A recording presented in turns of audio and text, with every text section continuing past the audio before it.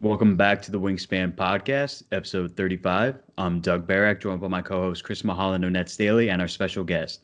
Our guest is the Senior Director of Marketing for the Carolina Hurricanes. Welcome Dan LaTorraca to the podcast. Thank you for taking some time out of your day to join Doug and I. What's going on, man?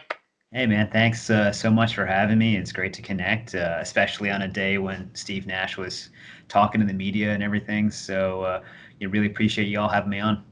Did you get a chance? You got a chance to watch that? I followed along on Twitter. There was some good stuff on there. So, Chris, I appreciate you putting some things out there. And we had a photo shoot this morning here at PNC Arena. So I've been kind of following along digitally all morning. Mm-hmm. And then the first question, I guess we'll lead it off is how have you been since COVID-19 put the world at halt? Yeah, it's been a wild couple of months. I remember it feels like yesterday in March when the Nets game versus Golden State was either postponed or they said they weren't having fans in there. And that's when, like, from a marketer standpoint, you start reading the tea leaves and you gather your team together and you say, like, all right, we're probably going to be taking a couple weeks off from hockey. I wish it was a couple weeks. And we started talking about what our game plan was going to be. And then things started unfolding over the next 24 to 48 hours between what happened with the NBA and a lot of the NCAA, conference championship games, and then eventually hockey canceled their games too. And so that was a wild start to it, and that feels like a decade ago. But right now, we're just trying to do our best to keep our fans engaged and interested in the Carolina Hurricanes, and trying to make as much money as we can through our marketing communications channels, and make sure that our staff is happy and healthy and safe too, because this has been a challenging year for everybody in a lot of ways. In addition to what we're dealing with in the world, we all have our personal stuff too. I mean, I had a kid this year. I had 2 arm surgeries during the pandemic, so we all have stuff going on that it's important to make sure that us and everybody around us is given compassion and understanding. So that's sort of it in a broad look, but we're gearing up for the next hockey season, and hopefully we have more clarity on when that's going to be sooner rather than later. Yeah, definitely. Well, we first want to congratulate you again on the positive addition to your family. Thanks. Another Nets fan. Guaranteed. So one thing you brought up was, dealing with COVID and, the sport, or just with sports in general. Like, what was it like for this content depression? How did you kind of navigate around such uncharted territories? Like, what kind of things did you innovate or, lean on more so? So we threw out a lot of our old kind of best practices yearbooks on the Carolina Hurricane side, and I had this folder of like dumb memes that we were saving for the off season for when things are really, really slow, and things like if this Carolina Hurricanes player reminds you of this, or the player's favorite things, and little graphics we could do, or word finds, or we had an idea kicking around of like comparing other teams to The Office. And I told our social media staff, I said, look, just start emptying out your idea buckets, because we're gonna have to get all these things together in a big pile and think about when we're gonna space them out, because we could be taking like a month off from hockey. And it ended up being a lot more than a month, so we had to get pretty creative with how we plan this. But on the marketing side, planning is the recipe for success. Gives you more time for creativity, but allows you to really cautiously kind of plan and organize stuff out. So we did a lot of that, and then it was assigning individual projects for the various different people on our team, from our email staff to our website staff, or how are we going to keep our fans interested and engaged when we don't have any sport to play. And that ranged from like streaming NHL, the video game on our Twitter accounts, and having like the remaining games this season play out that way. We won all of them, but things like that where we throw out the normal rule book, and the production quality, expectations changed a little bit, but it was just all about making sure that we were there for our community. We're an escape from kind of the craziness going on in the world, and that was sort of our goal. And as we got more clarity on when hockey was going to come back, we sort of changed our tune a little bit and kind of dip into the excitement that our fans had there. And then we had the bubble, and then we were out of the bubble. So now we're kind of back in that territory. If you look at the Canes Twitter feed right now, we use the Google AR tool to take a safari tour around our arena today, and just little things like that to keep fans having fun, and until we know what's going on next. Yeah, that sounds great. What would you say is something you didn't expect to be like the most popular thing that you pushed out there? Like, what do you think really resonated with your fans? Oh man, it's a good question. To be honest I with you, promise that's my last follow-up on that bit. when the Columbus Blue Jackets and the Tampa Bay Lightning were in that like quadruple overtime game, we just started going off on Twitter, just having fun with it, because we were supposed to play and our game got kicked over the next morning, which doesn't really happen that often, but we're in 2020. So some of the off the cuff tweets we had ready to go there. Some stuff we had planned out in advance. We had talked about in our group, like if this happens, let's do this, and that's where that planning comes into play. And I think we had more overall engagements on social that night than both teams playing combined. So we had a good run there. That was something that was a lot of fun. But that was also something that was totally spur of the moment. The planned stuff, hard to know. I feel like it's hard to remember everything we've done since March, but that one game probably stands out as a fun one. Yeah, it's definitely more like hockey subs compared to the NBA where it's starting benching, where it's not as free flowing. Yeah. So you've really adapted there. It's different. It's nice in the sense of, unlike the NFL, where I spent kind of my first 6 years in sports. There's that narrative that you start on Monday and everything you do is pointed towards that Sunday game. And in hockey and the NBA, you can lose a couple games and then have a huge win, and then you can turn the page and change the narrative pretty quickly and get momentum back. And it's harder to do that in the NFL. So I've appreciated that with the Nets and with the Canes here, of like being able to turn the page and look at a brighter future a lot faster. Whereas like if you're an NFL team and you lose on the bye week, that's like 2 weeks of just dread with your fans for a while. So it's kind of nice to have that rapid fire schedule.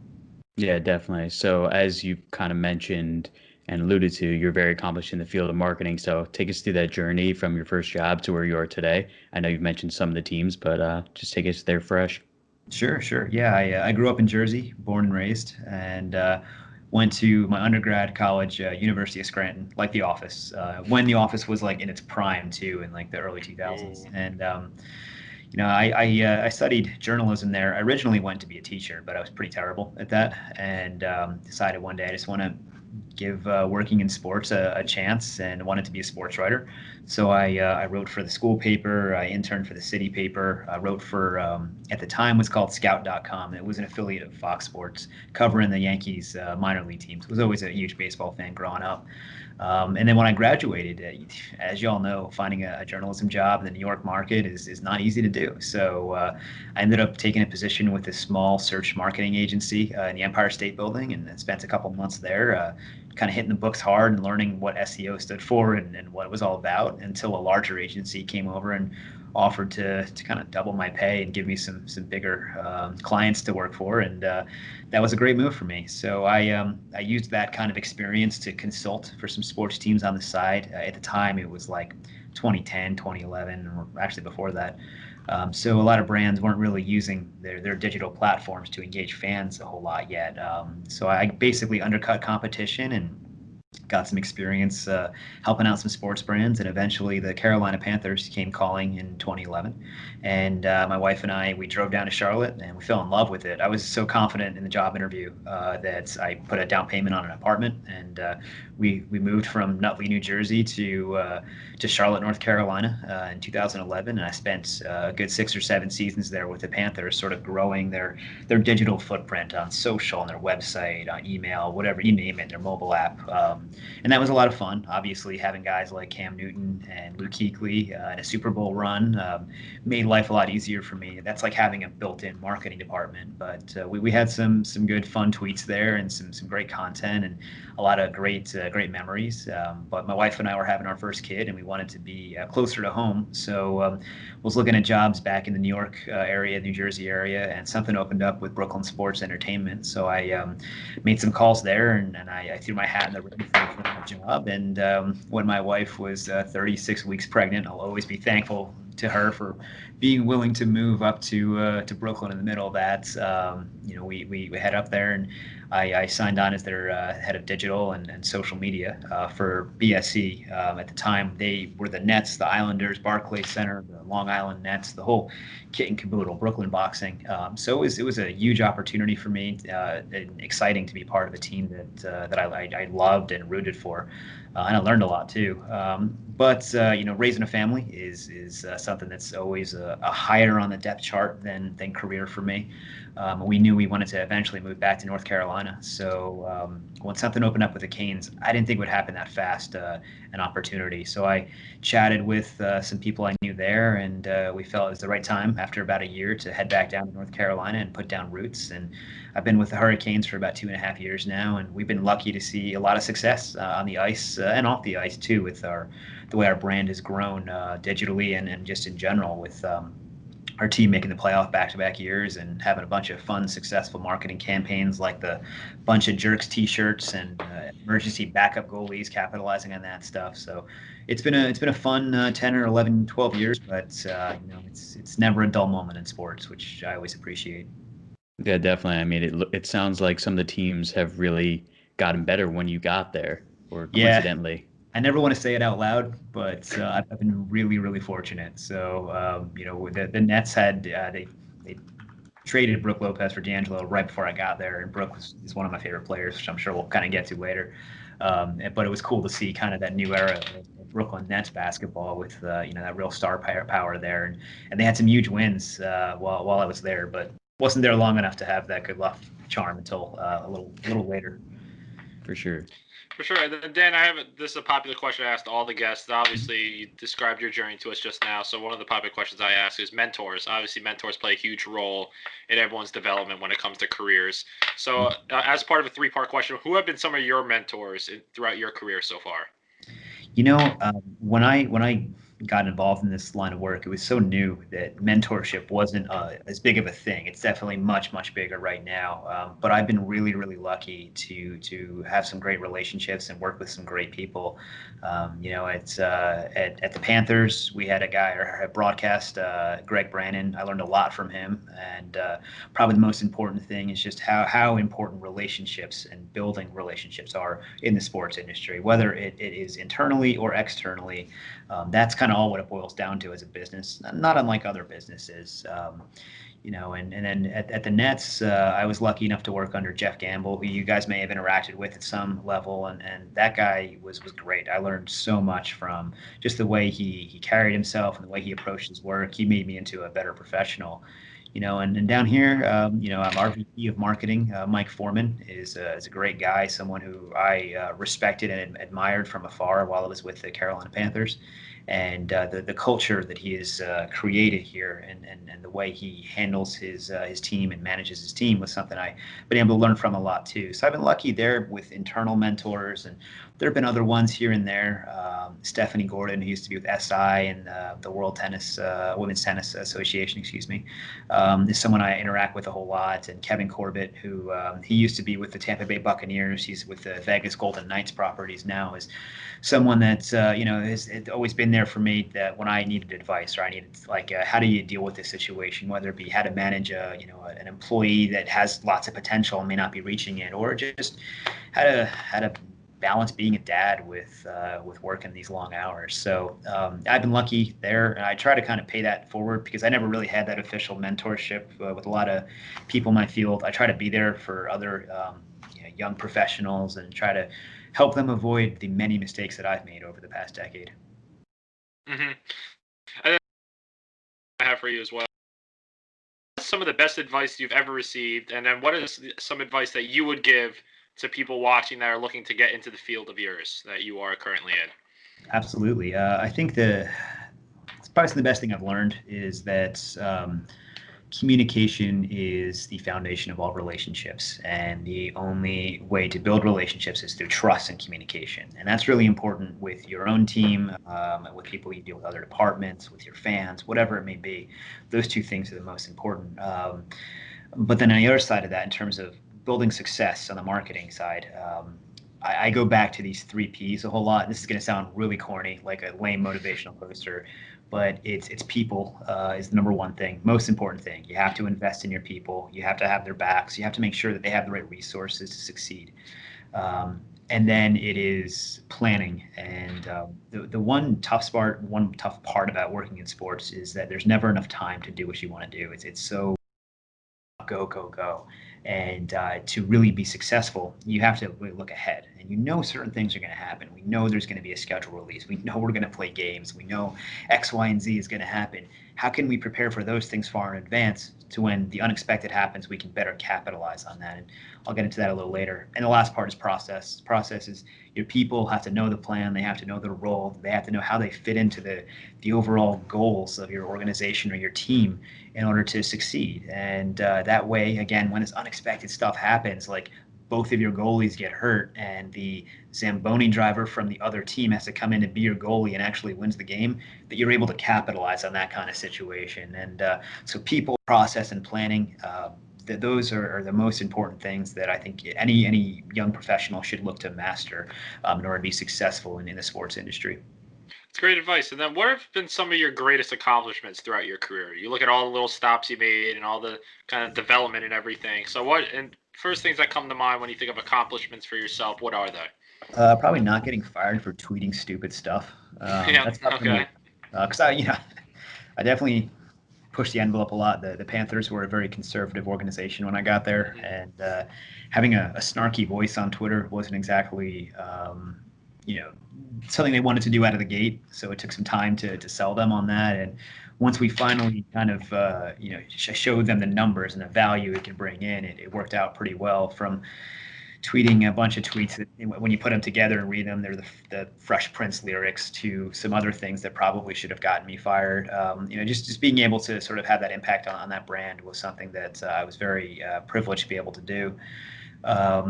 With the Nets, with that, it was just the opportunity to work with a team that I've loved for a long time. And so it's not necessarily an accomplishment, but just being part of that organization for a brief while. I was there for the launch of the first community jerseys they had, the Empire State Building, the Brooklyn Bridge ones with the Brooklyn Nets across the top there. And I remember my first week, I flew out to LA to take photos of D'Angelo Russell at one of a jersey reveal event they had for Nike. And just being part of that, the fabric of that organization for a while is something that I take a lot of pride in. But really, with the Canes is something that I'm especially proud of, because we're a non-traditional market hockey team. We're in the deep South here. There's not a lot of hockey fans down here as there are in Chicago or Canada. So we have to scratch and claw for every win. And we've had a bunch of nice wins over the past couple of years, both on and off the ice. And the Bunch of Jerks t-shirts one is one I take a lot of pride in. And for some of your listeners that aren't like hardcore hockey fans or are familiar with the Carolina Hurricanes, back in the 2018 season, our players took it upon themselves to do these elaborate celebrations after wins at home. And that could range from like doing the limbo on the ice, just crashing into the boards, or they even brought out Evander Holyfield at one point and he pretended to knock out one of our players on the center ice. So this was a lot of fun for our fans, and it gave us an identity of being that fun hockey team, which is really different. Hockey's a conservative sport. So that kind of drew some criticism from some hockey analysts up in Canada, and one of them went on this big rant and called us a bunch of jerks on Hockey Night in Canada on a Saturday night. And this was like a copy and paste of what I experienced with the Panthers back in 2015 when they were on their Super Bowl run. Cam Newton would just dominate the league, and he would like dab in the end zone and dance and do all this, like basically the equivalent of like a bat flip in baseball, except like worse or more exciting and more fun. So we drew this criticism and this bunch of jerk thing, and I was like, all right, I know how to play this game. Like this is easy. So we swapped our Twitter bio. We made it, we're a bunch of jerks. We acknowledged it, and that means people on Twitter noticed it and would screen cap it, and we would like those tweets, and that would filter into people's feeds. So without us even having to tweet something, we got word out there that we were leaning into it and having fun. And by the time that game we were playing that night ended, we had won again. So that was a big help. Yeah, we were the top trending topic on hockey Twitter. And all during the game, we're saying, like, we got to make T-shirts. We got to make T-shirts. So it was President's Day weekend when this went down. So our normal printer was out of commission for that period. So I called this company at midnight, and I was like, we need to make shirts for us. We'll talk in the morning. We can design them. And they were like, we're down. We want to do it. We got approval from our team president and our owner after midnight. My boss texted him at like 12:30. He got a thumbs up 5 minutes after that. So having that buy-in from up top was huge. And a lot of organizations, this would take like weeks and weeks to get an approval on, and we got it in 5 minutes after midnight. So the next day, I didn't leave my computer. I got our e-commerce site built up, or the pages for the thing. I helped interface with the design company with the shirts. And I remember talking to our merchandise warehouse people and saying, like, are we ordering too many shirts with 200? And they were like, man, maybe make it 250. And then we sold 6,000 shirts in the first week. So we ended up doing lots and lots of business in these shirts over the next year, but it also gave our fans an identity. And just to be part of that, was really special. It got picked up in the New York Post, and it got picked up all over the place. My boss went on TV to talk about it. It was a wild couple of days, and now I have like a dozen of those T-shirts. So it was a fun period, and something I'm pretty proud of to kind of help give our fans here an identity, because it's something that they haven't had for a while. And then it sort of kind of fell into the playoffs, and then another year of success, although cut short by COVID. Yeah, definitely. That's an amazing story. I mean, for me, amazing in hockey is just getting to ride a Zamboni, which I don't know if you've had that opportunity. I'm not licensed yet, so I got to wait. But I've been near them, and they're pretty cool. Definitely. When they're not on fire. Yeah, I was going to say. So switching sports, as you mentioned, you're a Nets fan. So can you talk about some of your earliest memories of watching the NBA and specifically the Nets? Yeah, sure. My Nets fandom kind of came in waves. I didn't really want to be a Knicks fan when I was a little kid growing up in Jersey, so I was casually following them in the mid '90s, and got a little more into it probably when I hit high school in like the early 2000s, like the Jason Kidd era, the Richard Jefferson era. Like that's kind of when things started really heating up for that team in New Jersey, and you're from Jersey, like you want that's your team that represents your state. So I had a lot of pride in that. And then I went to college, and I sort of kind of like just fell out of paying attention to them as much, focused on the baseball stuff I was doing, and all the college and academic stuff. And then towards the end of school, back in like, I don't know, 07, 08, 09, I started kind of falling back in love with them again, and the team was sort of on a downturn in that era. But I remember like in I think the 08, 09 season, that 12 and 70 season, that locked me in as a fan. I got to see two wins,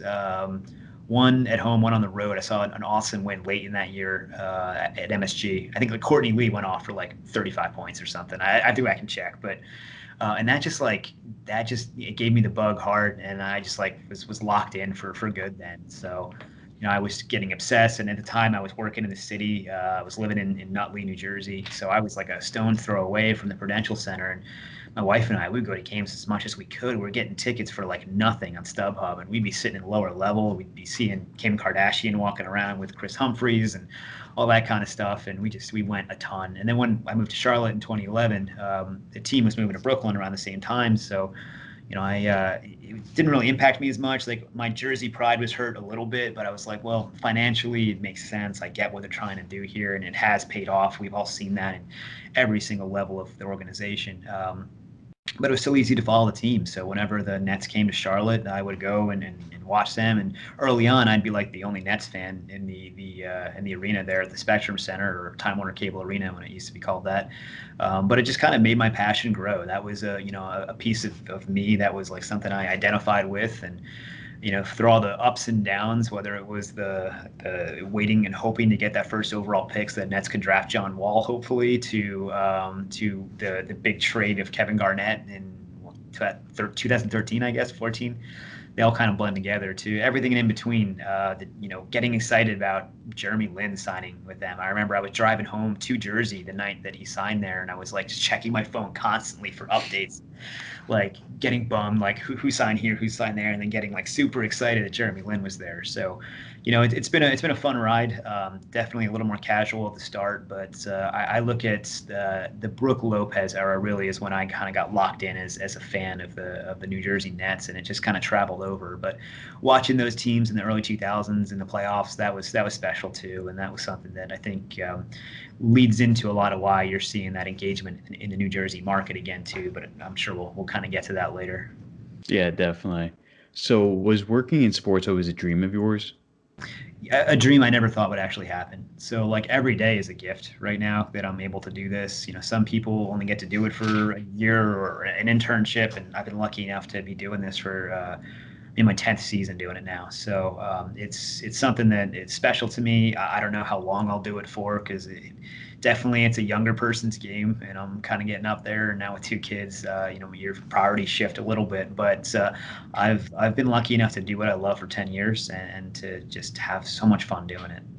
Yeah, definitely. And perhaps you can teach, go back to your teaching dream within the sports marketing world as a side hustle. Yeah, I do that on the side a little bit now. I teach an online sports administration program up in Canisius College in Buffalo, where I got my graduate degree. So I have a chance to get back a little bit and kind of scratch that teaching itch. And hopefully my students are learning stuff.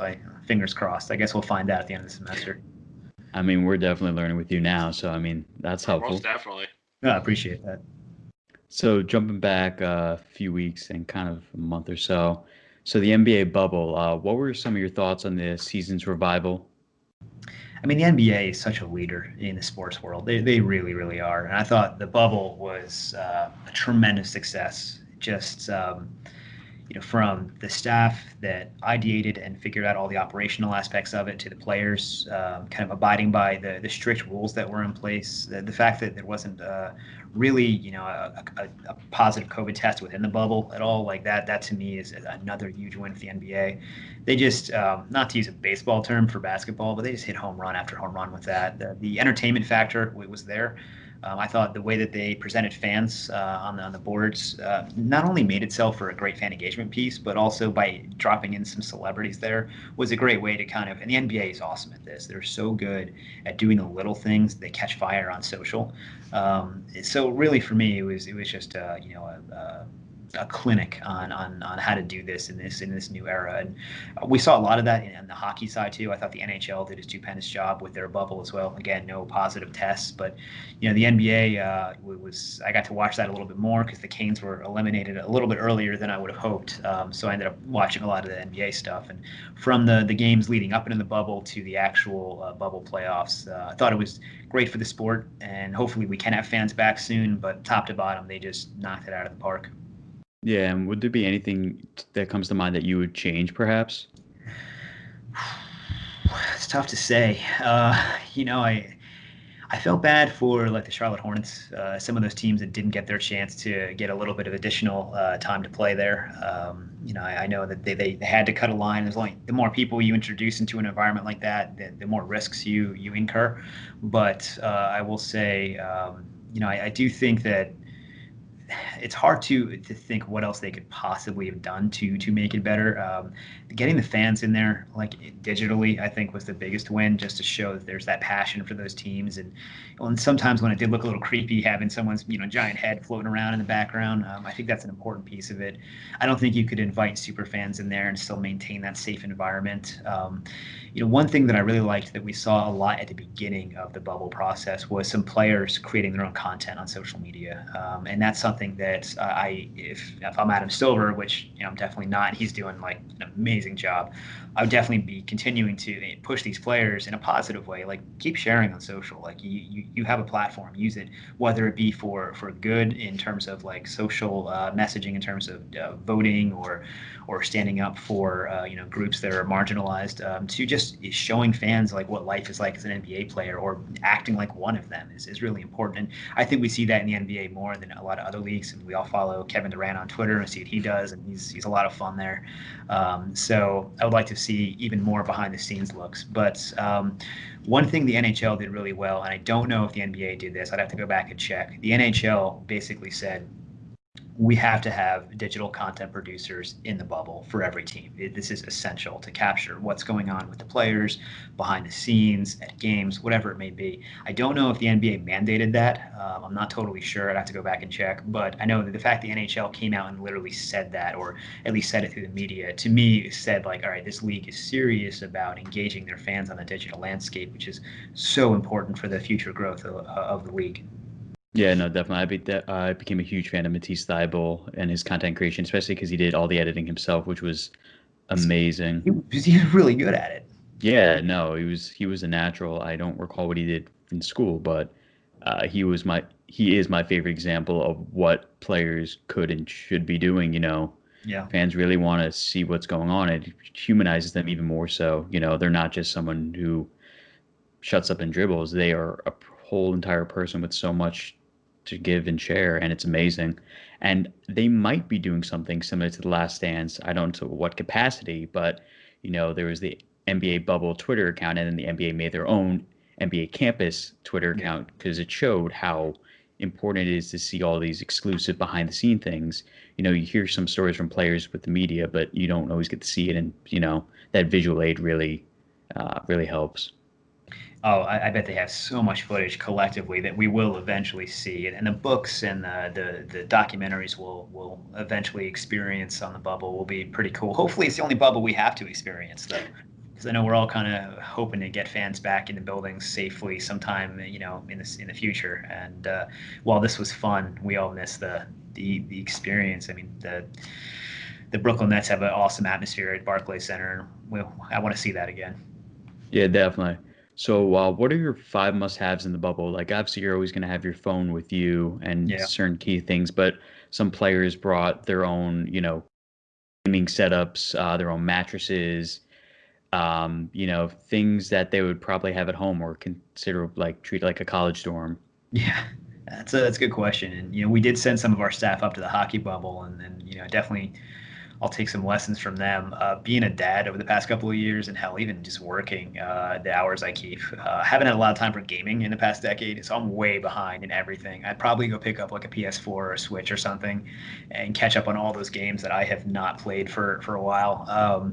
Yoga mat, been doing a lot of stretching in the pandemic. I've never actually been to like a before, but these 2 arm surgeries taught me that I probably should be taking a little better care of my body. So it would be definitely some stuff to help keep healthy, and stretching a lot.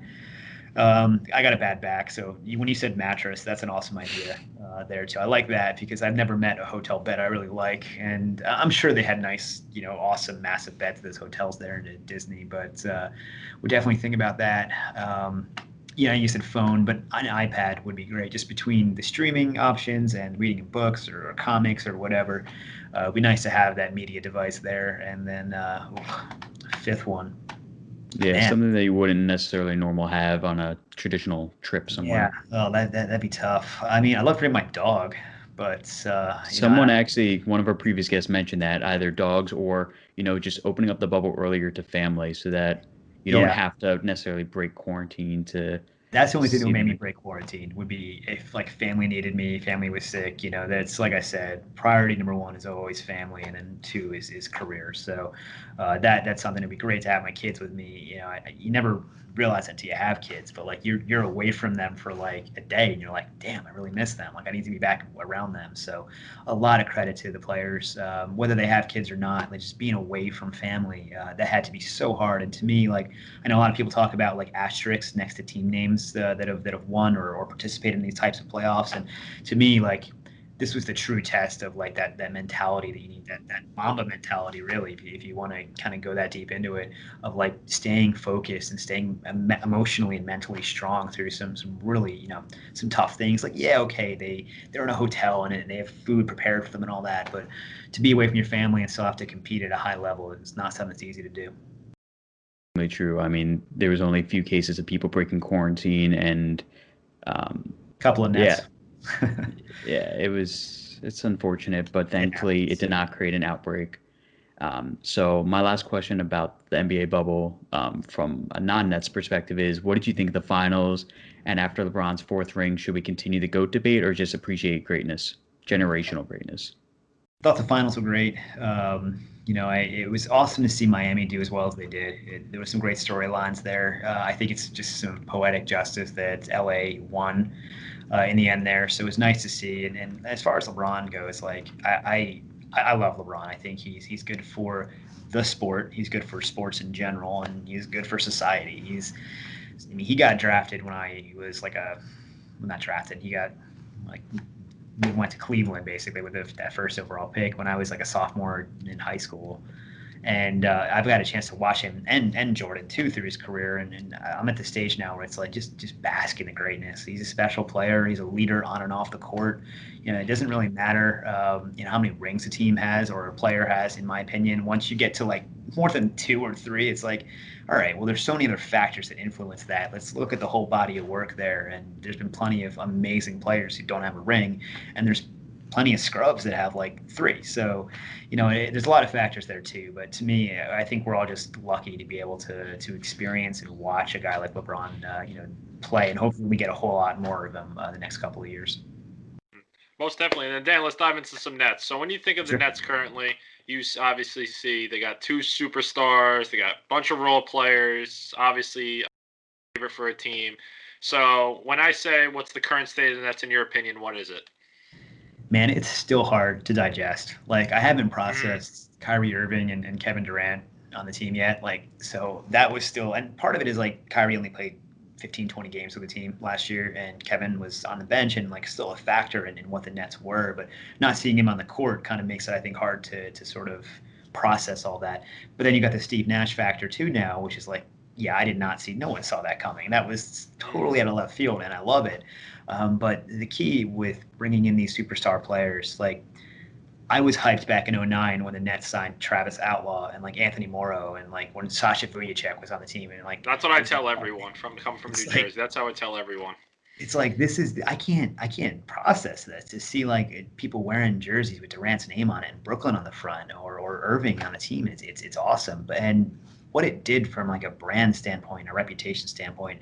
The toothpaste is out of the tube. There's no going back. Like this team is now like this is a destination for free agents. Stars want to play there. It put Brooklyn on the map, and that's something that you had that a little bit with Garnett and Paul Pierce, but they were definitely towards the later end of their careers. This is like 2 guys in their prime. So on one hand, really hard to process. On the other hand, really, really exciting. And then you have these other young players like Karis LeVert who are really stepping up. And I'm a huge Jared Allen fan. I like him a lot. I love his style of play. Like having those young guys on the team too, in conjunction with these superstars, it's a really exciting time to be a Nets fan, but it's almost like it's hard to like handle it all sometimes. So exciting times, and there's so many storylines with this team now, and going into free agency there's going to be a lot more. So between Nash and Durant and Irving, it's the most exciting time to be a Nets fan in my years of following this team, outside of maybe that period of like the early 2000s when Jason Kidd and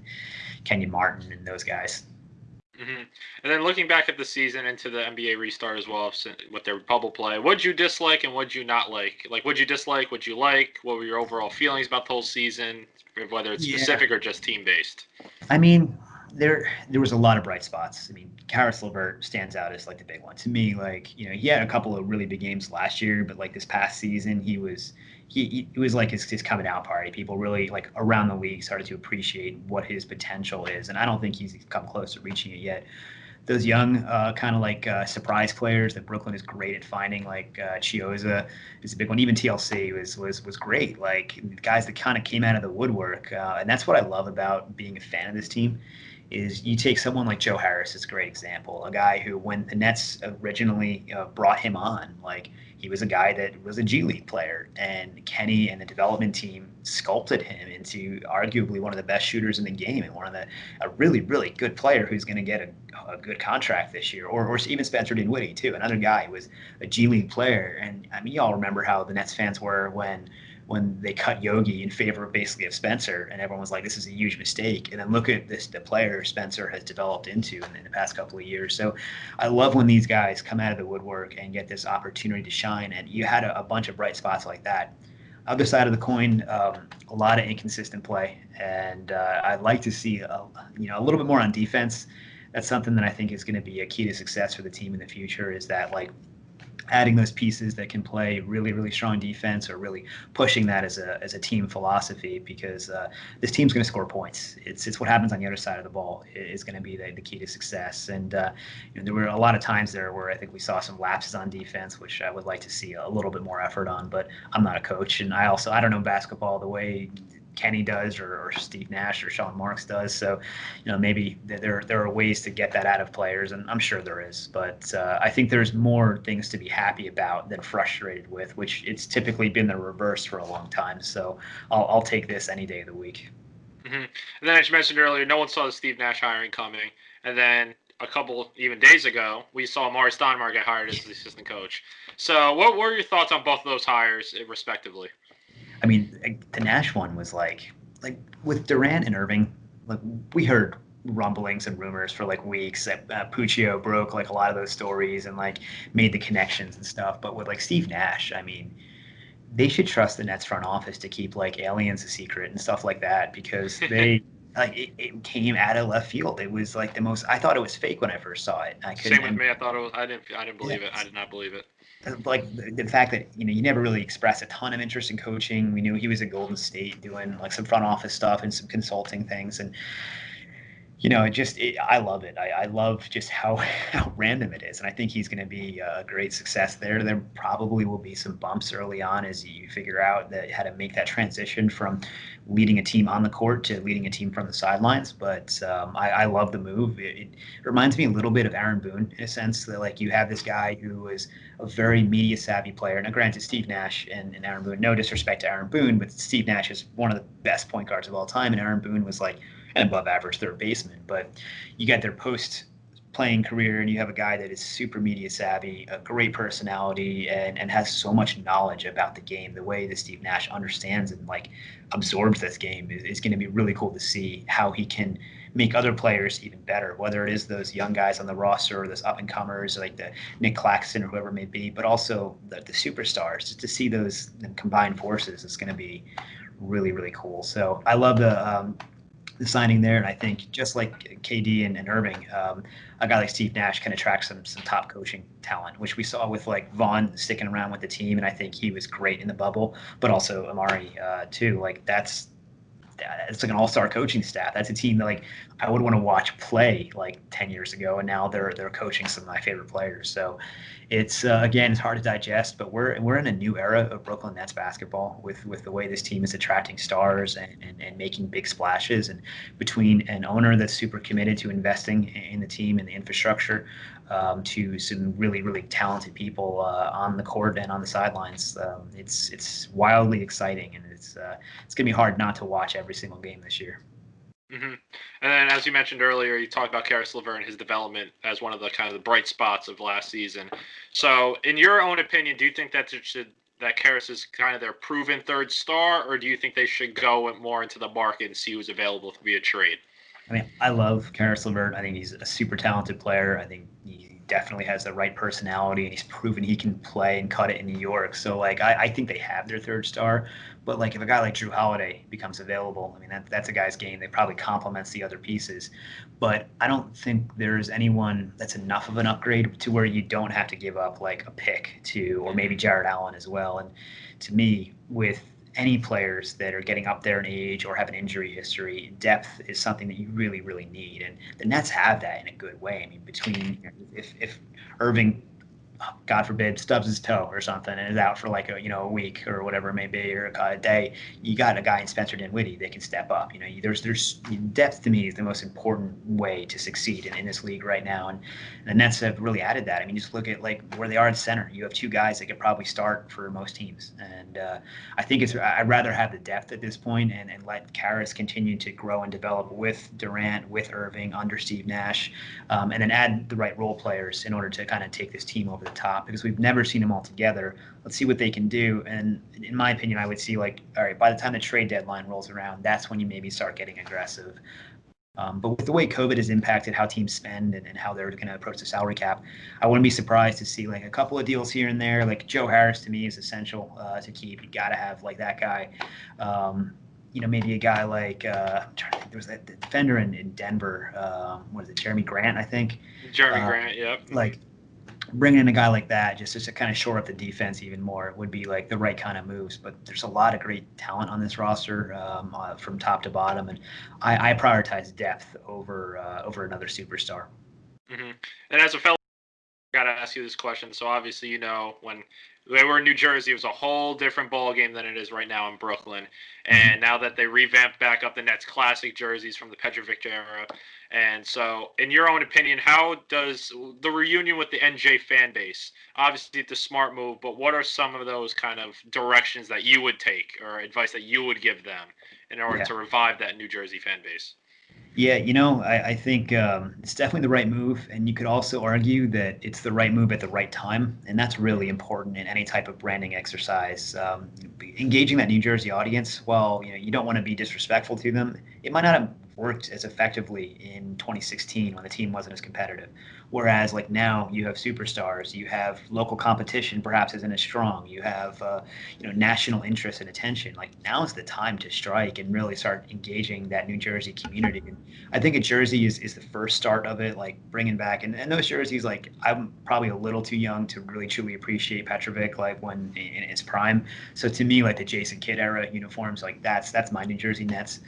But I think that it's a great first step. From a marketing standpoint, you got to tap into your roots. It's the most important thing you can do. And throwbacks are always going to be something that appeal to new fans as well as old fans. So it kind of bridges that gap between them. But it's the right time to do it, to really start cultivating that New Jersey audience. But it can't just be a jersey throwback once a year. It's got to be like, what marketing are you doing to engage that community? How are you bringing in people that were fans way back when, or maybe have never actually been basketball fans, but are from New Jersey, and you can make that connection to kind of bring them aboard. And then also, it's not just about Jersey. The Nets have a rich history in Long Island too. And granted, their G League team is there, but Dr. J played there. Like you have enough throwback uniforms from that era that make a lot of sense too. And really, it's just start claiming the areas all around New York, from Jersey to Long Island, and do the best you can to get a foothold in that market. And you'll see this here on the wall. Like so, after the Canes, I don't know if you can read that. It says fun, regional, and bold. So after the Canes big season in 2018, we took it upon ourselves to sort of reevaluate what our brand's core values were. We had a big brainstorm session with then our full marketing team, and we knew we were going to be fun because we were doing crazy dances on the ice after games, and we had players that had a lot of personality. And bold is another thing. We were being different than most hockey teams in terms of how we played and how we celebrated. But regional's the big one, especially down here in the Carolinas. People take a lot of pride in where they're from, but it's no different than New Jersey. I mean, people love telling you they're from New Jersey. I take a lot of pride in it. I'm sure you do too. And I think like finding ways to weave those cultural aspects of being from New Jersey, from being from Brooklyn, from being from Long Island into the Nets brand is that next big step for them. And that doesn't happen overnight. An example would be like, for us down here, y'all follow college football, like tailgating in the Carolinas for college football games is a huge part of the culture here. And our arena is right next to NC State's football arena. So we actually have a great tailgating community, and we need to lean into that as a hockey brand because we can do it really well.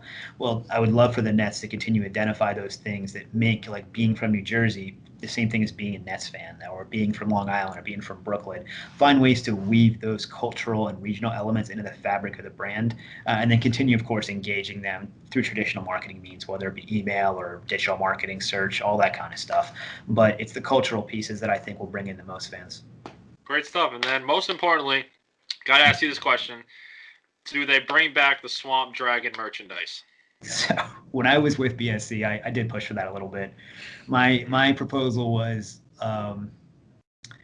bring it back as an April Fool's Day joke, but have merchandise ready to sell. And that's taking a page from the New Jersey Devils. Did this a few years ago. They did a big April Fool's Day joke where they became the New Jersey Angels, and they really committed. They changed their website over, and they had merchandise. I don't know if it was available to sell, or maybe they had a limited amount, but like do that same kind of thing. I think the Swamp Dragons, no pun intended, have become so mythical in NBA lore. I mean, we saw them on Game of Zones. They got acknowledged there. That I do think that that merchandise would sell very, very well. Yeah, you'd run the risk of fracturing some brand elements there and confusing some people.